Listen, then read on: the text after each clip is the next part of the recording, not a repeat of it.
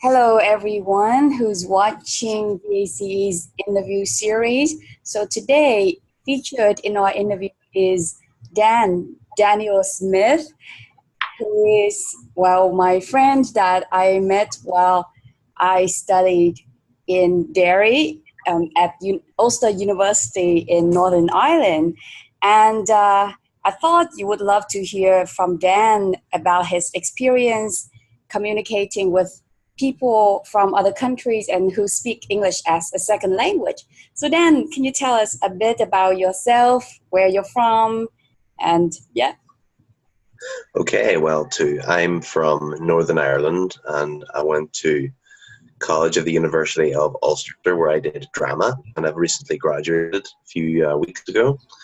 And I'm not sure where my degree is going to get me a job, so I'm just floating around, trying to find what is best for me at the moment, and I'm hoping someday I'll find what I'm looking for. Cool. So have you met lots of people who speak English as a second language in your life? Quite a few, actually. There's, of course, you. And there was, before I met you, I had met a few people, exchange students at Ulster, one from Germany and a few from Malta.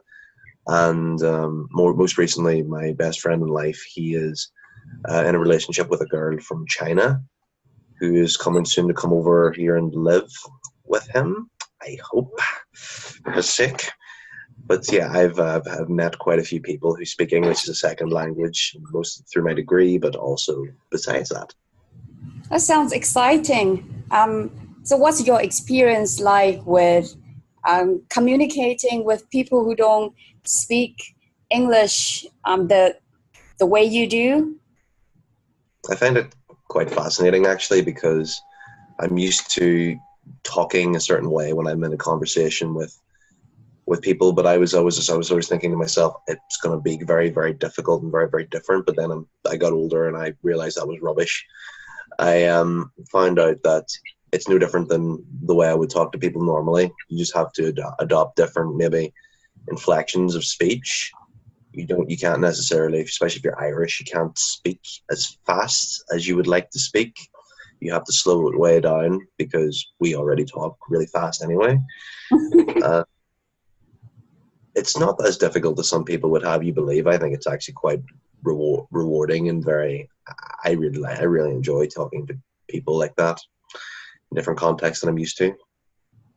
So what you see, the difference you see is the way they use the language, the inflection, or say the intonation, the music, the sounds different, yeah. Right? How about say the so when someone, have you had any conversation with someone that's say hard to understand? Not really. I haven't sort of had that experience. For the most part, anyone I meet who can speak the language speaks it well, or speaks it well enough that I can understand what's being said. That's cool. And yeah, that's actually, I think it's very rewarding experience, because they're accomplishing something that I've never been able to accomplish, to learn a second language. So so have you tried to learn a second language? I've tried on multiple occasions with different languages, and it didn't work out. I couldn't get my head around it. Yeah, I mean, especially if there's no real need for it, Yeah. then it's hard to stick with it. I want to know some more about the difference you find in the way non-native English speakers use English as compared to native speakers like you, who were born speaking English, use the language. It's fascinating, because I would have a different observation from you. So yeah, tell me more about that. You said about the inflection. How about the vocabulary, or the word choice they use? Well, vocabulary and word choice are big ones, obviously, because when English is your natural language, you adopt different slangs, especially in Ireland. There's a lot of slang depending on where you come from, as I'm sure you know. Yeah. And So one, so like I think I told you, right? People say we all the time, like, oh, we weigh small baby or whatever. I mean, oh yeah, we like they yes, use we to say little. time, all the time. And then Wayne, I've always know kid or child. That's how you call a Yeah, child. And they I say say, wean. yes. That's what they say. How am I One that supposed I to know that? it's it's funny, and it's one of those things that just I think it's actually kind of native to Derry. It's more of a Derry thing. You don't see it too much in other, Really? well, I don't know. So it depends on where you go. Like where I'm from, I wouldn't hear it too much, but in a lot of places in Ireland, you would find a lot of people would say it. But I think it depends on the person, and you know, I think as like I say, I would say my aunt is very articulate, and but then again, she's very articulate and speaks very clear vocal clarity, much better than mine. And she then again she lived in England for 20 years, so. But I think it all depends on where you're from. But I would always observe. One of my favorite observations is that when I've noticed English speakers who try to learn a second language often adopt the accents of the language that they're speaking, whereas when people who don't speak English as their primary language come here, they don't do that. They keep their own accent when they speak English, which I think is really, really, really interesting. Can you tell me more about that? So, so for example, someone from Germany or yeah, tell me more about that experience. There was a girl from Germany who was doing my course for a few months. I think it was my very first semester, and obviously when she was speaking English, you could tell that she was from Germany. But then again, I know about my best friend, actually, he speaks German fluently, and he doesn't sound anything like himself. He sounds German because he puts the accent because he adopts a German accent, which I don't know. I never understood why that was, but I assume it could be the difficulty of the English language because it is very hard compared to some other languages to learn because we just have that much stuff going on in it. You have the different ways of speaking. You have the different slangs. You have all this other stuff. So, so the girl from Germany that you met in your course, she came to study in Derry, but she didn't adopt a Derry accent. When, Obviously not, because too no, many English accents, too many silly accents to learn when it comes to English.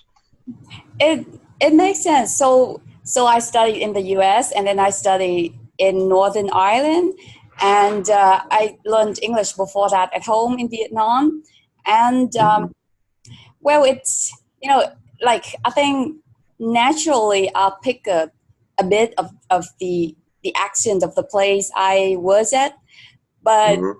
yeah, it's maybe the American accent would be because it's popular, it's all over the media, and I was there for a longer time, Mm-hmm. so maybe that's why I think I was I lean towards that accent, but my accent is not American, right?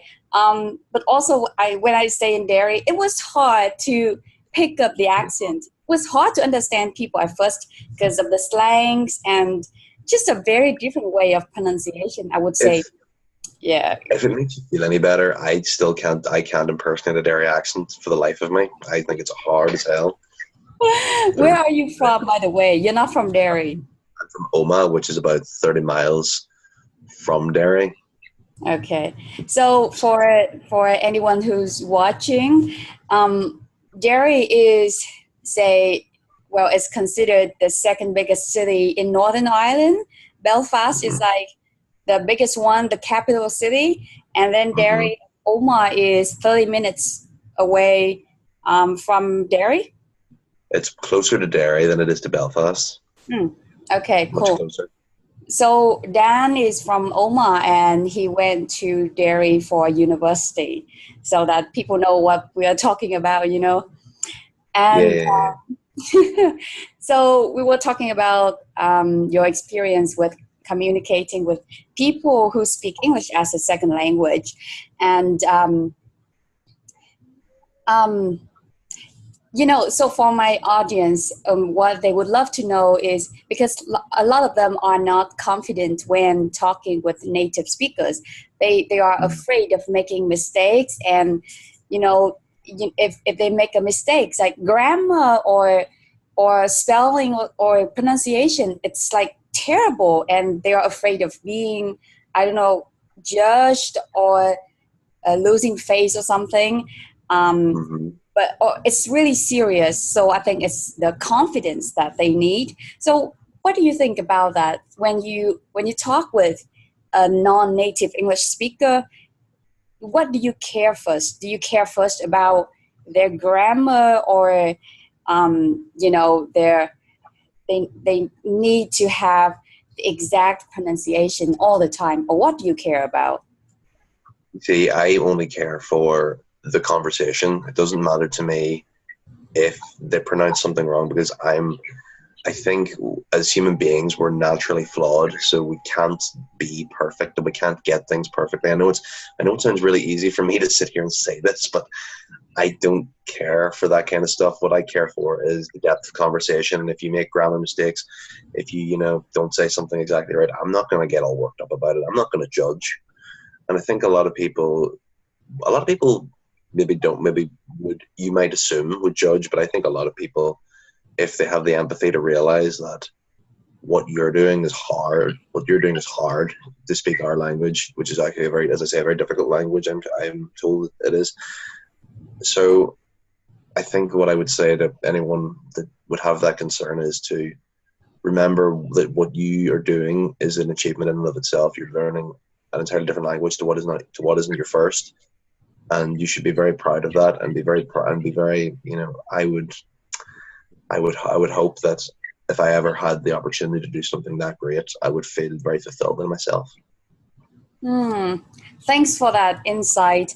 And, I know from talking with a lot of native speakers, including you, and, from building the friendships and or teamwork at school or at work, I know the grammar or pronunciation is not something that is like make or break the deal, right? It's of course it helps you enhance the quality of the conversation, but as long as you communicate effectively and people understand what you're talking about, then that's good, and that's what people are focused on, right? So it's good to hear from you that you care about the conversation. I do too. That's what I think. And so, for example, if I have, if I talk to someone who's learning Vietnamese, my native language, right?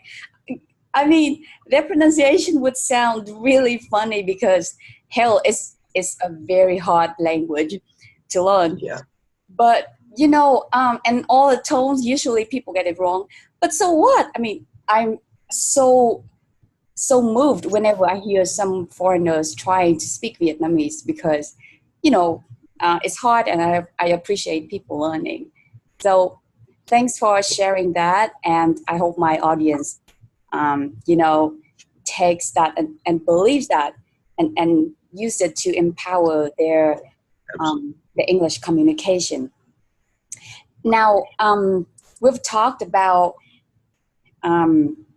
your experience when talking with non-native English speakers, and generally it's easy for you, right? The communication flows. How about, do you remember any time that you struggle to understand someone, even if it's just for a small conversation? And when you struggle to understand them, what happened, and how did you and that person do to change the situation? I'm going to be very, very honest. I've never once, with speaking to someone who doesn't speak English as their first, I've never had a problem understanding, because you have a tendency to put so much effort and emphasis on vocal clarity, kind of in the same way you would in drama. So it's very easy. I'll be savagely honest. I actually have more trouble understanding Irish people who from Ireland who have strong accents, because when I used to work, I used to have a job a year ago as I worked security at football matches and concerts and stuff. And sometimes what they would do is they would give me a radio, and when I would be listening to the radio, and all I could hear is this. That's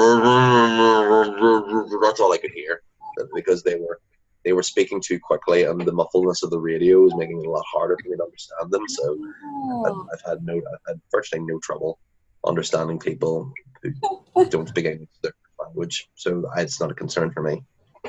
That's insightful, because I know from my experience living in Derry and traveling in Ireland, you know, the further south you go, the stronger the accent is generally, and it was hard to understand. And now, you know, I'm starting to get the variety of the Irish accent a bit more, because, you know, I talk to my boyfriend a lot, but it's still a struggle. And I'm glad to hear from you, who is, you know, a native speaker, and you still have troubles understanding them.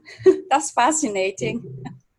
So is it safe to say this, that the effectiveness of the conversation and your understandability depends on, well, less on the fact that if you're a native speaker or non-native speaker, but it's more on the vocal clarity, the pronunciation, and yes, how properly you sound. Yeah, it's all about that. It doesn't matter to me if you can't speak English as your first language, because, as I say, in my experience, I've had more trouble understanding my own people than I have people from other places. So if that's a concern for anyone, any of your viewers that are learning the language, I would say to them, you know, don't be intimidated. It's probably easy for me to say it, but don't be intimidated by the fact that it's not your first language, because vocal clarity is everything. It's got nothing to do with accents. It's got nothing to do with where you're from. And honestly, for me, it's at the end of the day, it's all about meaningful conversation. And honestly, when you come here and you bring your diverse personality to the English language, you're adding to it in some meaningful way, which I think is a beautiful thing. So always value what it is you can bring to conversation. Mm-hmm. Yes, I share that. I share that opinion. And speaking of that, we can talk some more about accent, right? Generally, you know, for non-native speakers, we are exposed to, say, the American accent, and then the British accent. That's what it's called. I think it's more like the RP, you know, the received pronunciation that they're talking about. And some would also are exposed to the Australian accent. I know it's very general, because it's not like the whole country would speak the same accent, right? There are many dialects, but you know, that's what we are exposed to. And for me, for example, when I learned English, I only knew about Westlife's song. You know, that's all I know about Ireland. So the exposure is very limited.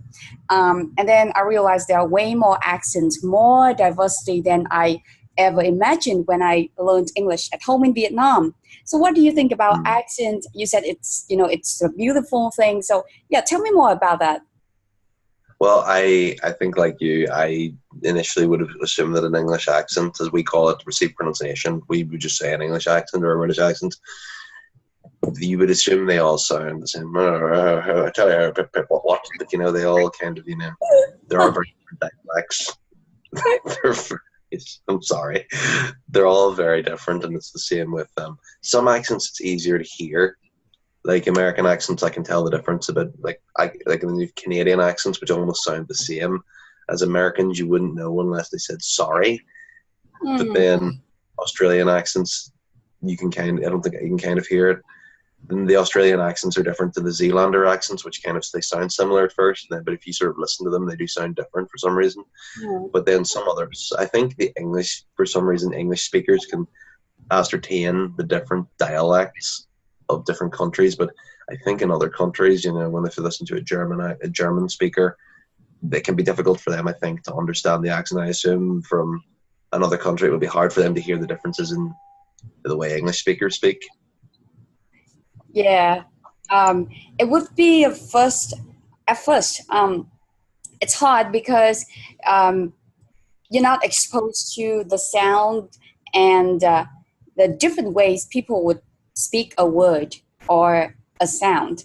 And that's why it's hard to pick up. And all you care at that time is, how do I pronounce this word? Or what is the meaning of this word when I can use it in a real life conversation, right? You don't care about the accent. But then because my audience are, speakers that are at an intermediate or advanced level, and they start caring about the accent, how they sound. So this is interesting to know, right? And for you, it's easy to distinguish among different accents. Yeah, it can be hard. All I hear, this might sound, I don't know how this sounds, but I can listen to a person speaking. You could put two people from different parts of Germany who speak different dialects of German, and I would hear them, and I probably wouldn't hear the difference. And I think the same can be said for a lot of people, especially English speakers who, maybe don't understand or can't hear it. Then again, if English is their first language, I think if English is your first language and you're exposed to it, I think it's a little bit easier to hear the differences. Like I would hear the different Irish accents all the time, and I could hear the different English accents. I could hear the different American accents. I couldn't hear a different Scottish accent, in fairness, but I think just when you speak the language, I think it's a little bit easier to hear the differences. Yes. Also, I think it develops over time. So before, I was totally unaware of what accent is. Like, I don't know that there are, a diversity of accents in the English language. But after I left America and went to study in Northern Ireland, that's when I was exposed to a diversity of accents. And that's where I saw the accents, the diversity being celebrated.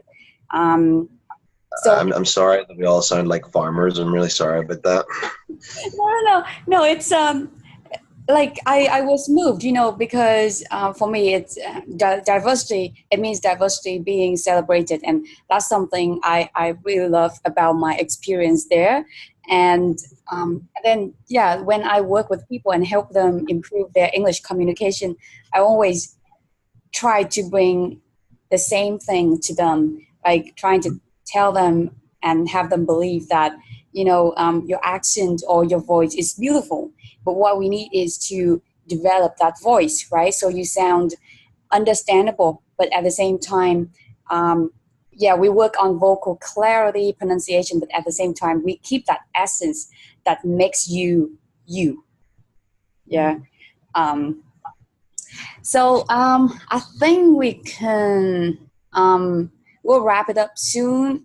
Last question for you. I think we've been kind of talking about this, but so what do you think a non-native English speaker needs to communicate confidently and fluently in English? Can you share some advice, something to help them, be less nervous and I can't give specific advice because, like I say, I've tried and failed many times. But but like I say, I was learning easier languages. I once tried to learn Spanish. I once tried to learn German, and then there was one other time, I don't know what came over me, but I tried to learn Mandarin. But I think the closest I came to get doing well was probably Spanish. Then again, it's an easy language to learn, supposedly. But anyway, if I would give any advice, I would say two things primarily. One is, be passionate about it. Feel this is something that you want. This is something that you want to achieve, and you're going to be proud of it whenever you get it. And the second thing is, don't give up. Believe in yourself, but don't ever think to yourself, don't go down the route of saying, oh, people aren't going to like the way I speak or whatever. You are a human being, and you are a human being that has achieved great things, or she's achieving great things, I should say. And if you were to learn English fluently, you'd be bringing something very beautiful to our language, and that's a great thing. I think that's a very beautiful thing. Thank you, Dan. So Thank you. if you're watching the interview, I hope you've got some good values from our interview with Daniel Smyth. And we've been talking about what he sees in the conversation with non-native English speakers, what he, as a native speaker, really cares about in a conversation with people like us. And he offers some some insights, some words of encouragement at the end. So stay tuned for more interviews with VAC, and I hope you had a good time. All right, bye.